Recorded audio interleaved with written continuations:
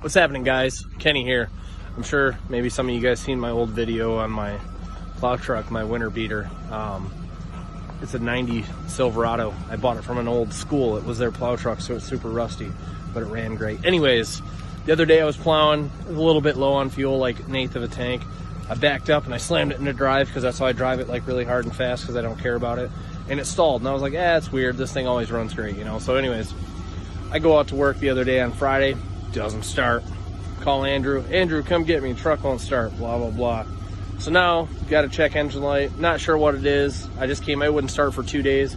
I just came out here, kicked the gas tank, wiggled some wires, boom, fires up. Now, like, great, I have no idea what's wrong with it. Anyways, I'm gonna show you guys how to check it, the check engine light with a paper clip if you haven't ever before. Yeah, she's premium. And Chelsea buys me this really sweet heated seat blanket that plugs into the cigarette lighter, and it gives you a heated seat for Christmas. And ironic enough, it starts acting up the day I use it, right? So maybe there's some issue with the cigarette lighter. I have no idea. I'm trying to figure it out. So first off, you need a paper clip, pen, piece of paper, make sure the pen works, and it, lick it. There we go. Okay, so pen and paper. I'll turn the heat down so you can hear. So we'll shut it off. Hopefully it starts back up first. Oh yeah, magic. It's just fixed itself. That's so awesome. Oh, now there's no check engine light.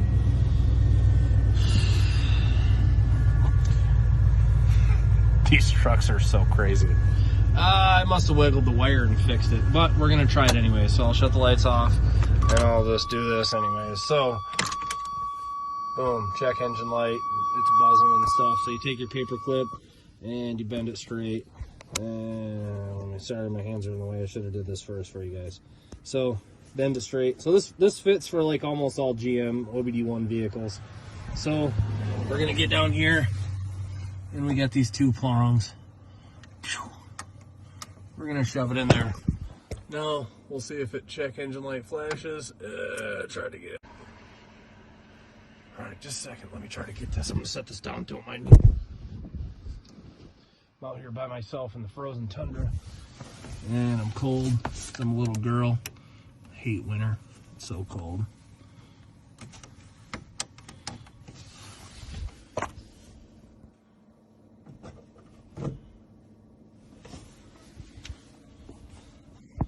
Seriously?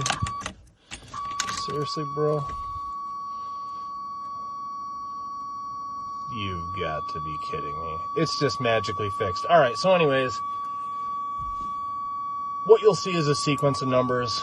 I'll catch it next time. What you'll see is a sequence of numbers that'll flash, say, once quickly, pause, and then it'll flash 2 times quick. That'll give you a code 12. I think 12 is like oxygen sensor on this. I'd have to double check. So anyways, it's a pretty simple procedure. I shouldn't have just restarted it because the check engine light was on. It must have reset. obd1 isn't smart enough to remember things, apparently. All right, I came out the next day. We're good. So we'll see this. 1, 1, 2. So that's a 12 code. 1, 1, 2. 1, 1, 2. All right, I just had to check for sure. The information sensor in Haynes, number 12, is crankshaft position sensor. On 96 and later models, the crankshaft position sensor senses crankshaft position TDC during each engine revolution. So the PCM uses this information to control ignition timing and fuel injection synchronization. So hopefully it's just a CKP sensor and not some wiring or something else. But anyways, I just wanted to follow up.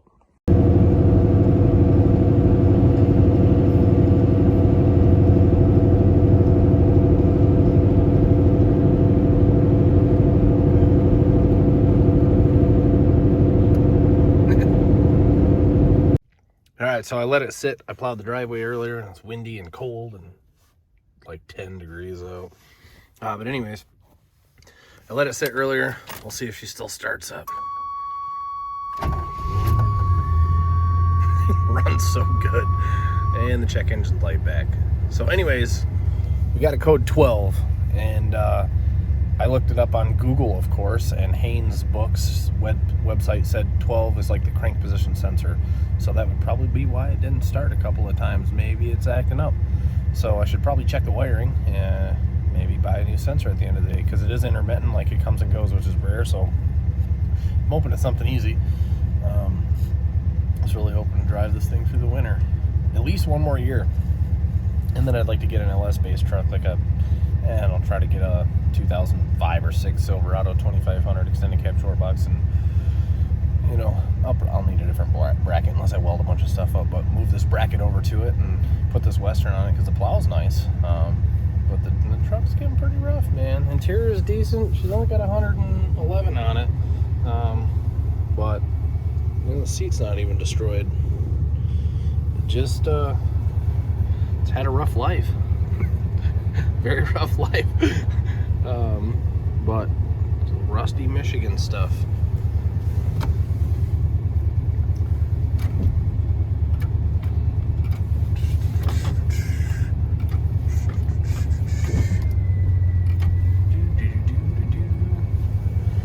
See if this thing goes away anytime soon.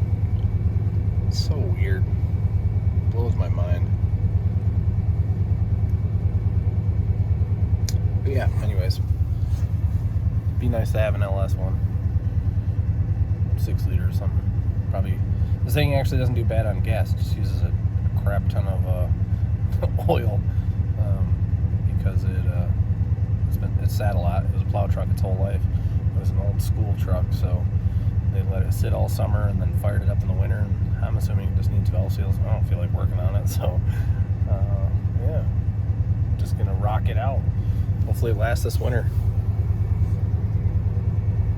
My breath. Nice and wintry in here. Enough snow to be annoying, not enough snow to have excellent snowmobile riding already this year. We went and rode today, took the Sidewinder out, and it was just really hard and bumpy with a couple nice drifts though, so that was decent.